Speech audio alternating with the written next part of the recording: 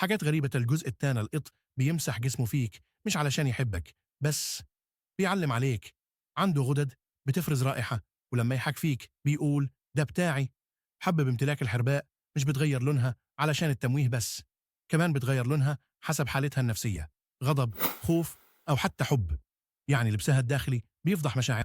الدلفين يقدر ينادي على أصدقائه بالاسم، عنده صفارة خاصة بكل فرد وبيستخدمها زي اسم شخص معين. الكنجر ما يقدرش يمشي للوراء، عشان كده هو جزء من شعار أستراليا، لأنه دايما يتقدم للأمام. في نوع من الضفادع بيبلع أطفاله لحمايتهم، اسمه ضفدع حضانة المعدة، بيخزن البيض المخصب في معدته لحد ما يفعس، ويفضل يحتفظ بيهم جواه لحد ما يخرجوا كضفادع صغيرة.